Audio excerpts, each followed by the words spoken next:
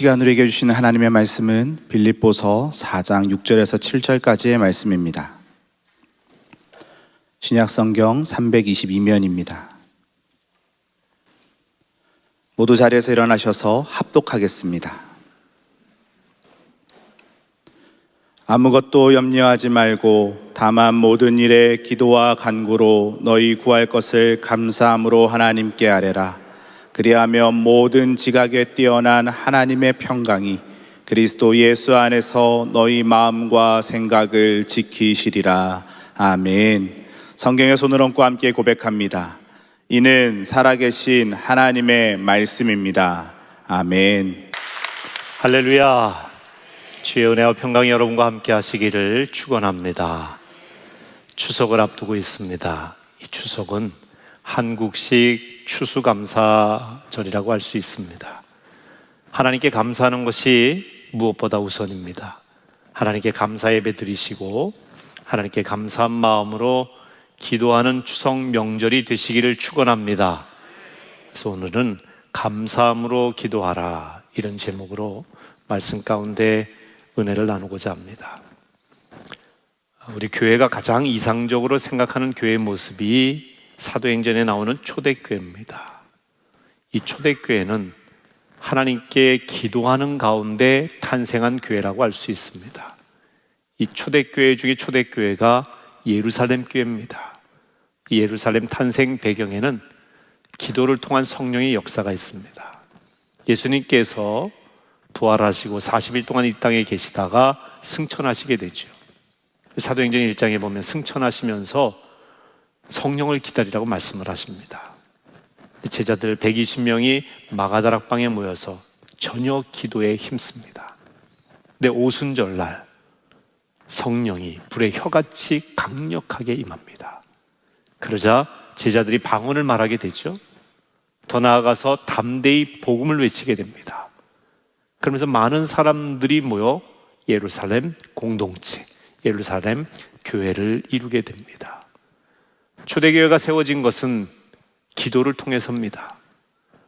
초대교회가 세워진 것은 성령의 역사인데, 성령의 역사는 기도라고 하는 파이프를 통해서 이루어지게 된 것입니다. 그래서 여러분, 교회는 만민이 기도하는 집이에요. 예수님 말씀하셨듯이 교회는 기도하는 백성들이 모이는 곳입니다. 교회는 기도함으로 하나님의 능력을 덧입는 곳입니다. 기도가 사라지면 교회의 호흡이 사라지고 생명이 사라지는 것입니다. 그래서 교회는 끊임없이 기도해야 됩니다. 기도할 때 행복한 교회, 기도할 때 행복한 성도, 기도할 때 형통하는 능력이 있는 줄 믿으시기를 바랍니다. 오늘 본문에서 이 기도에 관한 이야기를 할 때 가장 먼저 언급한 내용이 있습니다. 아무것도 염려하지 말라라고 하는 겁니다. 여러분 꼭 기억하세요. 염려하지 말고 기도해야 됩니다. 염려는 기도의 걸림돌입니다. 염려하게 되면 기도가 가로막혀요. 오래 하지 못할 뿐만 아니라 기도가 하나님 앞에 올라가지를 않습니다. 그래서 염려하지 말라는 겁니다. 왜 염려가 문제가 되느냐? 기도할 때 가장 중요한 요소가 믿음이잖아요. 의심하지 말고 하나님을 믿고 간구하는 겁니다. 근데 염려라고 하는 것은 하나님에 대한 믿음이 사라졌다고 하는 뜻입니다. 염려는 마음이 갈라지는 거예요. 분열이 되는 겁니다. 한 곳에 집중하지 못해요. 믿음은 하나님께 집중하는 것인데 염려는 하나님께 집중하지 못하도록 만듭니다. 그러니 기도가 되질 않습니다. 이 기도의 전제는 아무것도, 크고 작은 어떤 문제도 염려하지 말고 하나님께 맡기고 기도하는 것입니다. 내 기도 하나님이 들으실까 염려하지 마세요. 이미 우리가 기도하기로 마음먹는 그 순간부터 하나님은 우리에게 주목하십니다. 하나님이 과연 이 기도에 응답하실까 염려하지 마세요. 응답은 하나님께 있는 것입니다. 그런데 하나님의 응답은 우리에게 유익을 주기 위한 응답인 것입니다. 하나님께는 능치 못함이 없어요. 천지를 만드신 하나님, 무에서 유를 창조하신 그 하나님, 죽은 자를 살리신 그 하나님에게 능치 못할 일이 뭐가 있겠습니까? 하나님이 응답을 주시지 않는 데는 이유가 있는 것이지, 아니 응답을 주시지 않는 것이 아니라 새로운 응답을 주시기 위한 것이지, 하나님은 반드시 기도하면 응답하십니다. 우리가 생각하고 구한 대로 응답하신 것은 아니에요. 그분이 기도할 때 가장 좋은 길로 응답을 하십니다. 내가 죄가 많고 부족한데 이런 나의 기도도 응답하실까? 이것도 염려하지 마세요. 부족하기 때문에 기도하는 것입니다. 부족하기 때문에 성령님을 의지하여 간구하는 것입니다. 로마서 8장에 보면 성령님께서 우리의 연약함을 도우신다고 했어요. 우리가 빌 바를 알지 못할 때 성령께서 우리 안에서 기도하게 만드신다고 했습니다. 내 힘으로 기도하는 것 같지만 그것이 아니라 성령의 능력에 의지하여 기도하는 것입니다. 그래서 여러분, 염려하지 말고 기도하시기를 축원합니다. 염려는 버리시고 긍정적인 믿음을 갖고 하세요. 지난 화요일에 여의도 순복음교회 원로 목사이신 조용기 목사님이 소천을 하셨습니다. 이 조용기 목사님은 빌리 그레함 목사님과 함께 20세기 세계 최고의 전도자로 손꼽히는 그런 분입니다. 아마 이분에 대한 이력을 여러분에게 굳이 말씀을 안 드려도 우리나라뿐 아니라 세계적으로 유명한 분이기 때문에 잘 아실 겁니다. 근데 이 조용기 목사님이 교회를, 오늘의 여의도 순복음교회를 세우기까지 인생에 많은 굴곡이 있었습니다.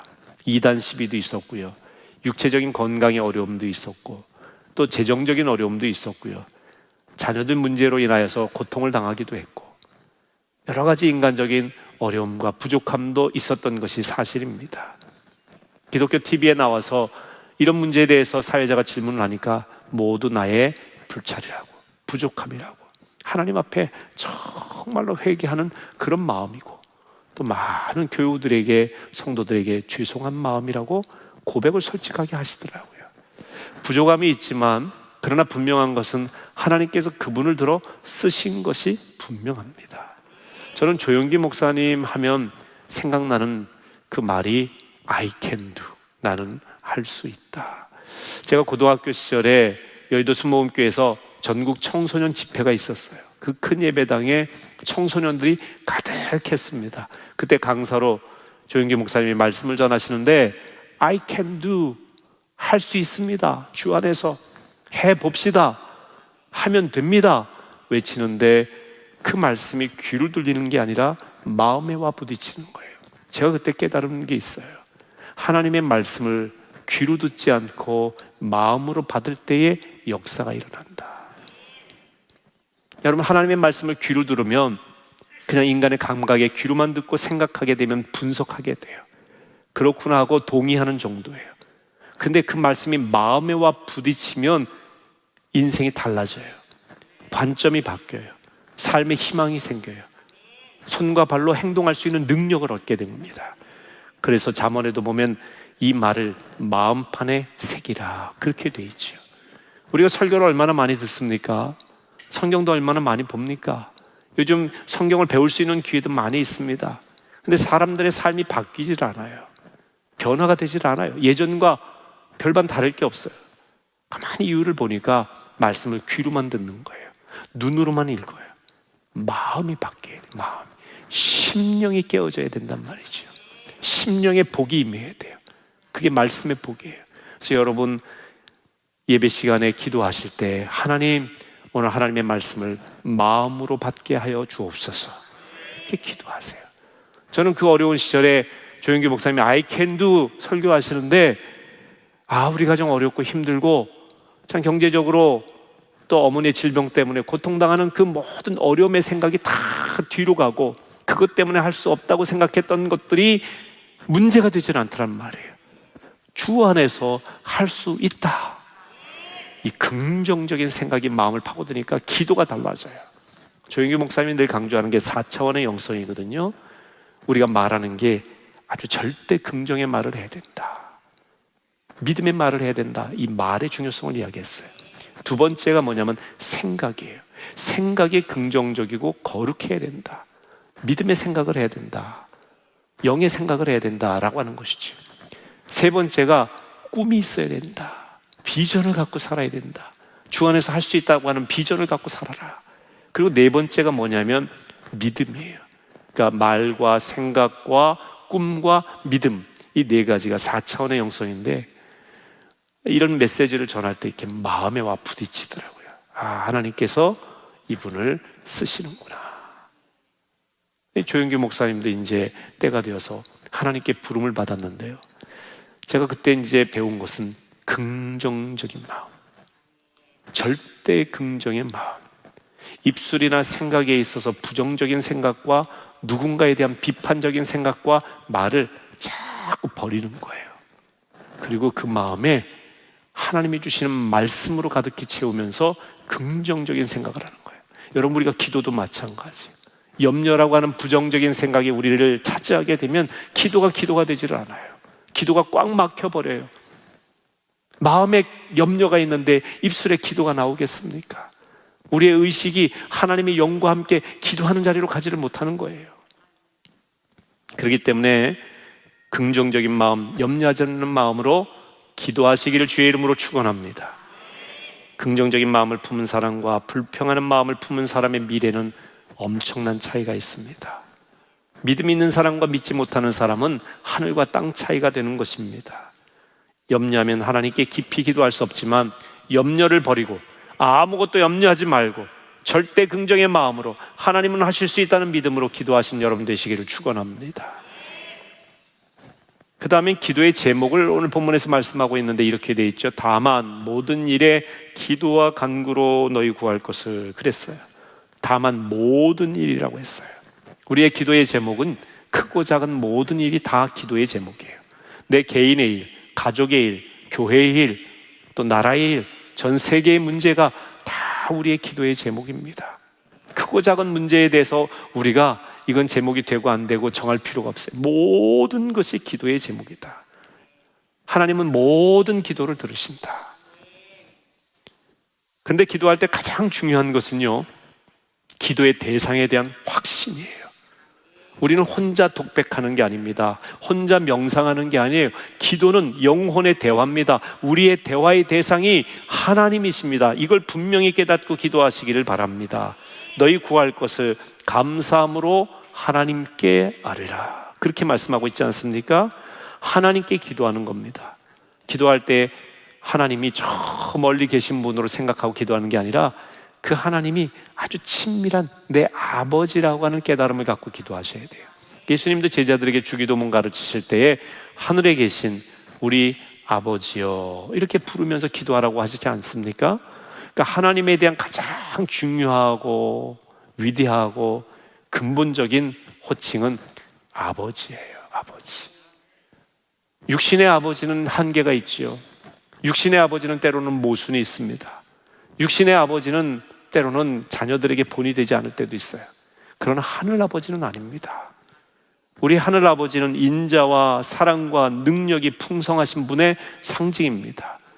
그래서 육신의 아버지에게 우리가 때로는 상처를 입었을 수 있을지 모르지만 이 모든 상처를 씻어주시는 분은 하나님을 아버지라고 부를 때 하나님이 깨끗이 씻겨 주실 것입니다.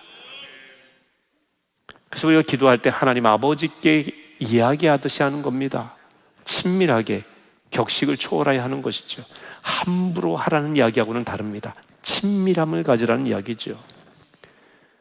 만약에 제 딸아이가 아침에 일어나서 제게 이렇게 얘기합니다.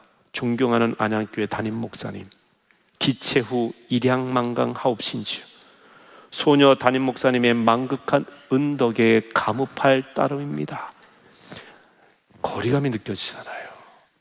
저는 징그러울 것 같아요. 저희 딸아이가 그런 적이 한 번도 없지만 아빠라고 부르죠. 그러면 그냥 딸아이가 아빠라고만 부르면 다 할 것 같은 거예요. 아빠하고 부르면서 다가오면 모든 것을 다 해주고 싶은 거예요. 우리 하나님 아버지의 마음이 그렇습니다. 아버지를 어렵게 생각하지 마세요. 아버지께 간구하세요. 아버지 하고 부르면 그 아버지는 모든 사정을 아십니다. 여러분, 죄짓고 아빠, 아버지 하면은 용서해달라는 뜻 아니겠습니까? 우리가 실패하고 어려울 때 아버지 하면은 도와달라는 뜻으로 하나님은 분명히 아실 것입니다. 우리가 연약할 때 아버지 하면 우리 연약한 가운데 능력을 달라고 하는 그런 의미로 하나님은 들으실 것입니다.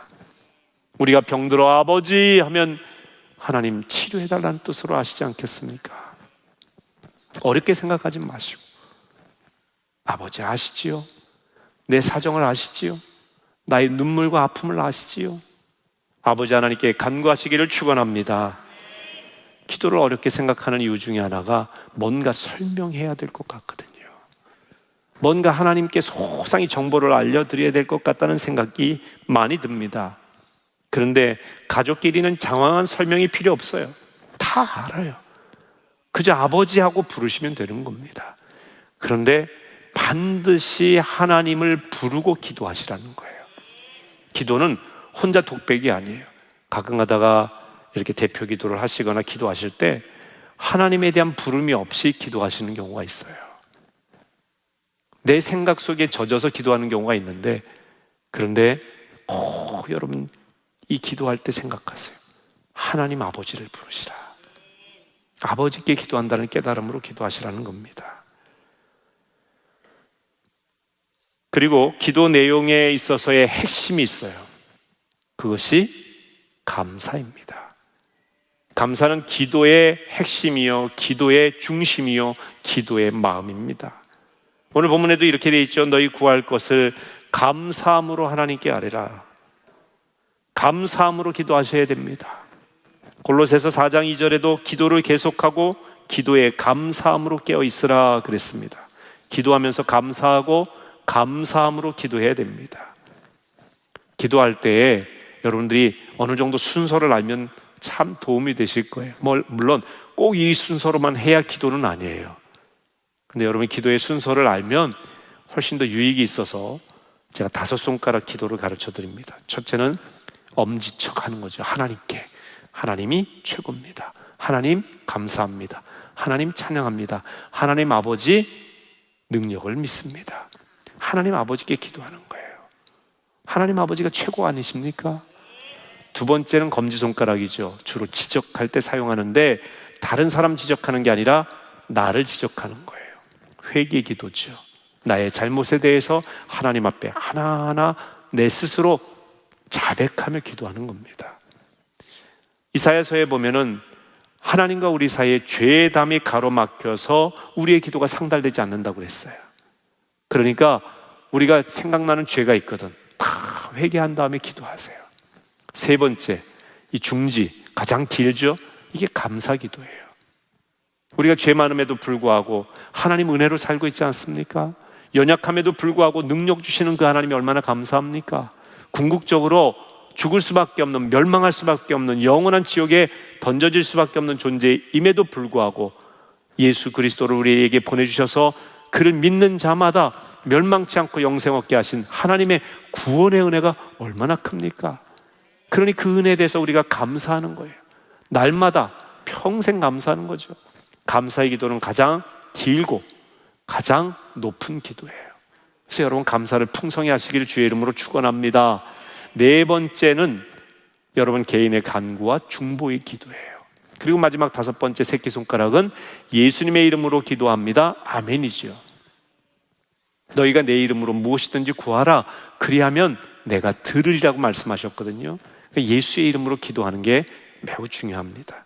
그래서 이 손가락을 보면서 손가락에 맞춰서 기도하는 것도 여러분 기도에 좋은 훈련이 되실 겁니다. 그러나 이것이 철칙이나 이것이 진리는 아니에요.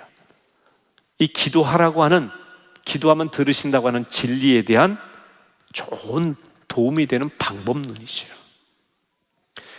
하나님께서 이 세상에 2 천사를 보내셨다고 합니다. 한 천사에게는 간구라고 쓰여져 있는 바구니를 들려주셨고, 또 한 천사에게는 감사라고 쓰여져 있는 바구니를 주셨어요. 그래서 사람들이 간구하는 내용을 이 바구니에 담아오도록 하는 천사도 보내셨고, 사람들이 하나님께 드리는 감사를 담아오는 바구니도 한 천사에게 들려 보내셨습니다. 세상에 다 차면 돌아오너라. 그런데 간구의 천사는 가자마자 곧바로 돌아왔어요. 왜냐하면 금방 사람들이 간구가 차버린 거예요, 바구니에. 그런데 한참을 기다려도 감사 바구니를 들고 간 천사는 돌아오지를 않더라는 거예요. 그래서 하나님이 천사장에게 한번 그 천사에게 연락을 해봐라. 어떻게 된 일인지.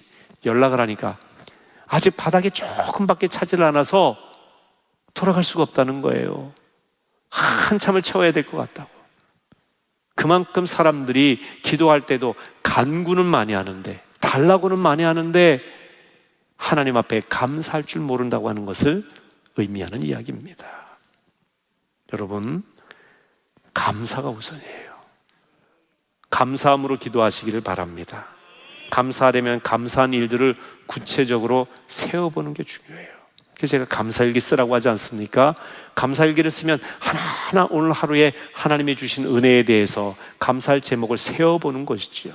서양 격언에 제일 가르치기 어려운 수학 문제는 우리가 받은 축복을 세워보는 것이다, 이렇게 말합니다. 찬송가 429장에도 세상 모든 풍파 너를 흔들어 약한 마음 낙심하게 될 때에 내려주신 주의 복을 세워라. 주의 크신 복을 내가 알리라. 여러분, 우리가 감사한 일들을 세워보는 것, 구체적으로 생각해보는 게 왜 중요하냐? 세상의 풍파가 우리를 흔듭니다. 넘어뜨려요. 우리는 너무 약하기 때문에. 그런데 받은 복을 세워보며 하나하나 구체적으로 감사하면 이 세상의 풍파를 이길 힘이 우리에게 오는 거예요. 감사가 능력입니다. 요즘 감사할 줄 모르는 시대에 살고 있습니다. 그 무엇보다 감사 회복이 절실하게 필요한 시대예요. 여러분, 감사가 없는 시대가 곧 말세라고 성경은 말씀하고 있습니다. 디모데후서 3장 1절에서 5절 말씀 한번 천천히 같이 읽습니다. 너는 이것을 알라. 말세에 고통하는 때가 이르러 사람들이 자기를 사랑하며 돈을 사랑하며 자랑하며 교만하며 비방하며 부모를 거역하며 감사하지 아니하며 거룩하지 아니하며 무정하며 원통함을 풀지 아니하며 모함하며 절제하지 못하며 사나우며 선한 것을 좋아하지 아니하며 배신하며 조급하며 자만하며 쾌락을 사랑하기를 하나님 사랑하는 것보다 더하며 경건의 모양은 있으나 경건의 능력은 부인하니 이 같은 자들에게서 내가 돌아서라. 정말 오늘날 말세라고 부르고 있는데 그렇게 부를 만한 내용들이 여기에 다 담겨 있어요. 보세요. 사람들이 돈을 사랑해요. 쾌락을 사랑해. 교만해요. 부모를 거역해요. 그리고 핵심이 뭐냐? 감사하지를 않아요. 감사할 줄 몰라요. 감사가 사라진 시대가 바로 말세라고 하는 겁니다. 이 교훈의 끝부분에서 뭐라고 말하느냐? 이 같은 자들에게서 내가 돌아서라. 다시 말하면 말세에 감사하지 않고 부모를 거역하고 교만하고 세상 쾌락을 즐기고 물질 제일주의로 살아가고 이기적이고 경건의 모양만 있고 능력이 없는 이런 자들에게서, 이런 세대의 풍조에서 돌아서라, 돌아서라, 본받지 말라는 거예요. 여러분, 윌리엄 로라고 하는 분은 영국 종교가인데 이런 이야기를 했어요. 만족과 행복을 가장 빨리 찾는 비결은 범사에 감사하는 데 있다. 요즘은 사람들이 만족감이 없어요. 진짜 행복을 모르고 살아요. 왜 그런 줄 아세요? 감사를 잃어버렸어요. 물론 이벤트성 감사는 합니다. 특별한 일이 있을 때 감사해요. 근데 성경이 가르쳐주는 감사가 뭐예요? 범사의 감사, 일상의 감사예요. 매일의 감사, 매 순간 감사하는 겁니다. 스펄전 목사님은 이런 이야기를 합니다. 받은 축복에 대해 하나님께 감사하면 축복이 연장되고 당한 불행에 대해 하나님께 감사하면 불행이 끝난다.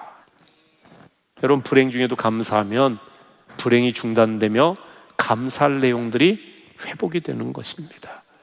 지금 내 인생에 불행한 시절을 맞이하고 있다고 생각하시는 분들이 있습니까? 감사할 거리가 아무것도 없다고 생각하시는 분들이 있습니까? 감사함으로 다시 기도를 회복하시기를 바랍니다. 감사가 회복되면 불행이 끝납니다. 역사가 일어납니다.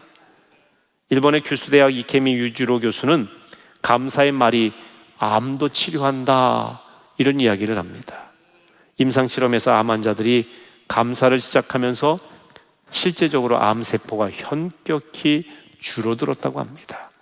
그러니까 어떻게 보면 습관적으로 형식적이라 할지라도 감사한다는 말이 이 암세포를 죽이는 그런 능력이 발휘되는 거예요.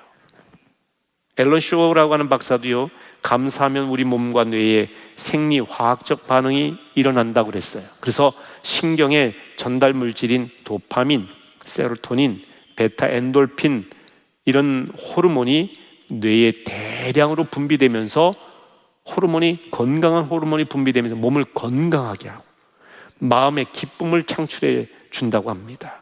뭔가 할 의욕도 주고요. 감사는 뇌를 건강하게 하고 인체의 긍정적인 반응을 일으킨다는 이야기죠. 한마디로 감사하시라는 이야기입니다. 감사해야 건강하다는 것이지요. 감사의 말과 감사의 생각이 치유의 능력이 있습니다. 아멘. 이걸 믿고 확신하고 우리가 감사함으로 기도하는 겁니다. 우리가 감사함으로 기도할 때 얼마나 놀라운 기적이 일어나겠습니까? 그래서 감사일기 쓰시고 감사 편지도 쓰시고 감사를 표현하고 하나님 앞에 감사로 헌신하고 계속 말씀을 전한 것이지요. 저도 지난 3개월 동안 꼬박꼬박 감사일기를 쓰고 있습니다. 얼마나 은혜가 되는지 몰라요. 그러니까 감사는요, 하면 할수록 늘어나요. 이것도 감사하지, 이것도 감사하지. 그리고 감사하는 동안 긍정적인 생각이 가득해지지 않습니까? 감사거리를 찾는 그 생각 자체가 건강하게 살아갈 수 있는 비결이 되는 거예요. 여러분, 남을 자꾸 욕하고 또 비방하려고 하고 뭔가 문제점을 찾으려고 할 때요, 신경이 예민하고 날카로워지고 소화액이 잘 분비가 안 돼요. 그 쉬운 예로 기분이 나쁘면, 마음이 언짢으면 소화가 잘 안 되잖아요. 불편하잖아요. 이게 마음과 우리 몸이 다 연결이 되는 거예요. 말과 생각과 마음과 몸과 삶이 다 연결되어 있어요. 그래서 주님께서는 주님 오시는 그날까지 우리의 영혼, 몸이 온전히 보존되기를 원하신다고 말씀하고 있어요. 영만 잘 되기를 말씀하신 게 아니에요. 우리의 몸도 건강해야 돼요. 연결이 되어 있기 때문에 그래요. 사탄이 교회를 공격할 때 가장 먼저 기도하고 감사하는 성도들을 공격합니다. 기도줄을 끊어 놓아야 승리할 수 있기 때문이죠.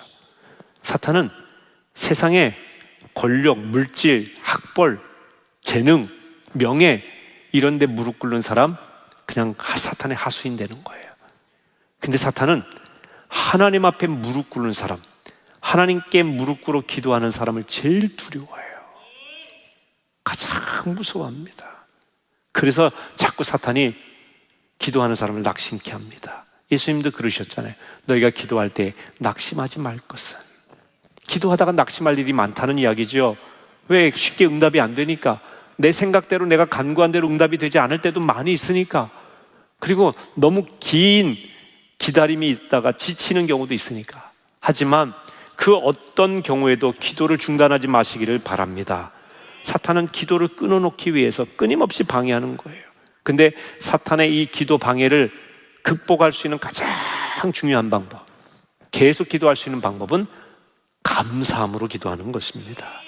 감사는 기도를 깨어있게 만들어요. 잠든 기도가 아니라, 무감각하고 무의미한 기도가 아니라 깨어있는 기도를 드리게 하는 겁니다. 여러분, 기도해 보시면 알지만 기도를 하긴 했는데 기도한 건지 잔 건지 뭐 한 건지 모를 때 있잖아요. 그래도 안 한 것보다는 낫다고 할 수 있는데 기도의 자리에 있으니까. 그러니까 잠든 기도가 있고요, 깨어있는 기도가 있어요. 그래서 여러분, 입술로 하나하나 고백하는 기도를 하세요. 그렇게 기도하던 중에, 그렇게 감사하는 중에 성령께서 우리 가운데 감동함으로 기도를 이끌어 가십니다. 처음에는 내가 기도하는 건데 나중에는 성령께서 기도를 이끄십니다. 그렇게 성령이 이끄시면 1시간도 2시간도 쉽게 기도할 수 있어요. 기도의 맛을 알게 되는 거죠. 감사는 기도를 기도답게 만듭니다. 자, 오늘 본문 6절 다시 한번 읽습니다. 아무것도 염려하지 말고 오직 모든 일에 기도와 간구로 너희 구할 것을 감사함으로 하나님께 아뢰라. 아멘. 사탄은 염려하게 만들지만 감사하면 사탄의 방해를 극복하고 하나님께 집중할 수 있게 된다. 이 말씀입니다. 여러분, 이제 기도하면 응답이 있을 거 아니에요. 근데 기도의 가장 큰 응답은 우리가 기도한 대로 응답되는 게 아니에요. 하나님의 평강이 오는 것입니다. 자, 7절 말씀이 있습니다. 그리하면 모든 지각에 뛰어난 하나님의 평강이 그리스도 예수 안에서 너희 마음과 생각을 지키시리라. 아멘. 언제까지 기도해야 됩니까? 이렇게 묻는 분이 있어요. 어떤 제목을 가지고. 물론 우리는 응답될 때까지 기도해야 되겠죠. 그런데 그 응답이 문자적인, 우리가 구한 문자적인 응답이 아니에요. 아, 하나님이 내 기도를 들으셨구나 라고 하는 깨달음과 평강이 올 때가 있어요. 그러니까 내가 기도한 대로 아니지만 하나님께서 이 기도를 들으시고 접수하시고 하나님께서 제일 좋은 길로 나에게 응답하시겠구나. 그게 내가 원하는 대로 되지 않는다 할지라도 말이에요. 마음의 평강이 오는 거예요. 그리고 기도를 통해서 나의 문제를 다 맡겨드리지 않습니까? 아, 하나님이 내 기도를 맡으셨구나. 내가 지고 있던 무거운 짐을 하나님이 맡으셨구나. 이게 깨달아지면 그게 평강이에요.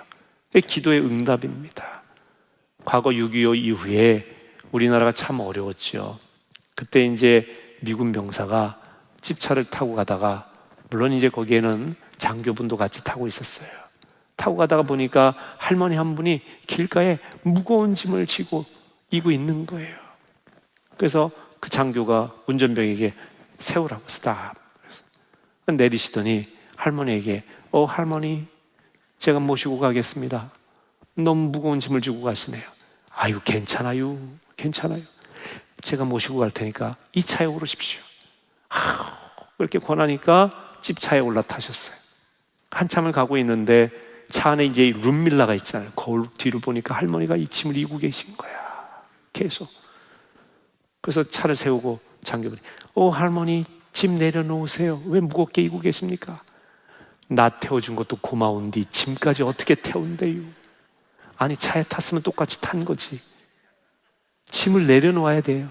우리가 성전에 와서 짐을 이고 있는 그 할머니 같다는 얘기예요.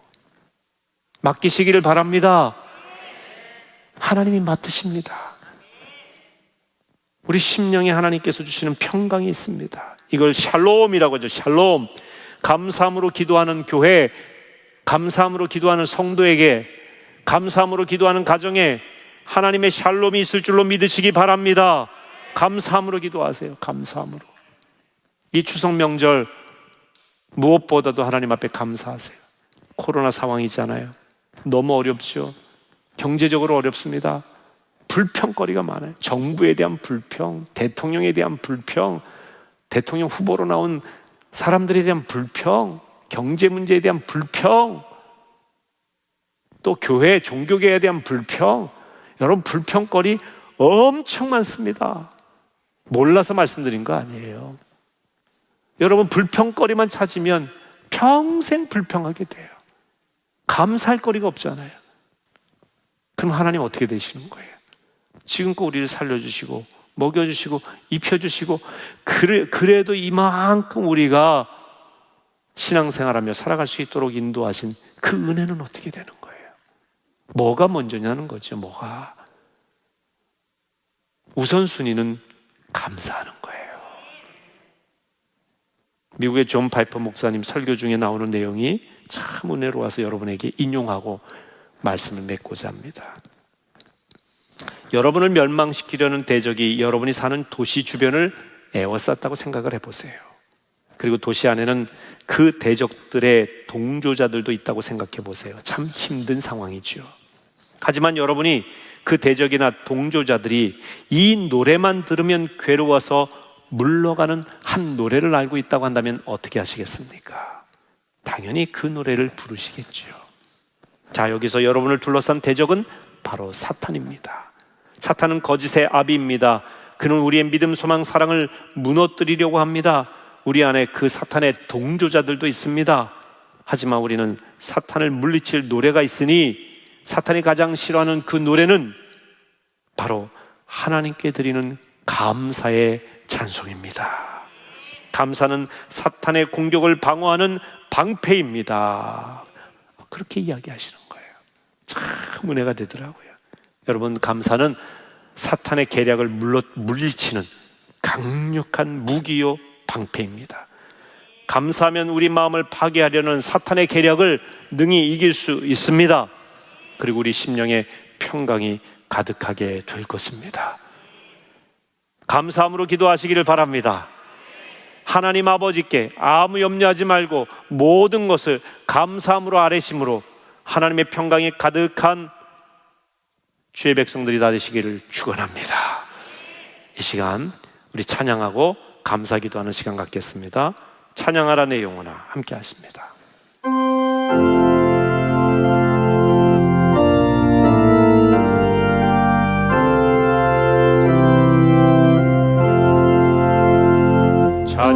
찬양하라 내 영혼아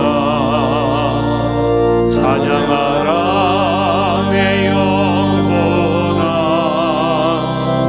내 속에 있는 것들아 다 찬양 감사하라 내 영혼아 감사하라 내 영혼아 감사하라 내 영혼아 내 속에 있는 것들아 다 감사 기도하라 내 영혼아 기도하라 내 영혼아 기도하라 내 영혼아 내 속에 있는 것들아 다 감사하라 내 영혼아 감사하라 내 영혼아 감사하라 내 영혼아 내 속에 있는 것들아 다 감사 주여 믿습니다 하시고 감사함으로 기도합니다. 주여 믿습니다. 오 하나님 이 시간 감사함으로 기도하는 주의 백성들의 간구에 귀 기울여 주옵소서. 아무것도 염려하지 말고 기도하게 하옵소서. 하나님 아버지께 간구할 때 들으심을 확신하며 기도하게 하옵소서. 무엇보다 감사함으로 기도하게 하여 주시옵소서. 하나님 걱정 근심은 모두 주의 십자가 아래 내려놓게 하시고 아버지 하나님 나를 사랑하시는 아버지를 신뢰하며 나갈 수 있도록 인도해 주시옵소서. 오 하나님 기도하는 가운데 하늘의 평강 주님 주시는 평강 샬롬을 맛보게 하여 주옵소서. 하나님 여러가지 문제와 아픔 속에서 기도하는 성도들이 있습니다. 경제적인 어려움, 육신의 질병의 고통, 코로나 상황 속에서 심리적인 위축, 관계의 어려움, 가정의 자녀들의 문제들, 여러가지 신앙적인 어려움, 갖가지 어려움과 고통 속에 있는 우리 성도들을 주님 붙들어 주옵소서. 그럼에도 불구하고 날 구원하신 하나님께 감사하게 하여 주옵소서.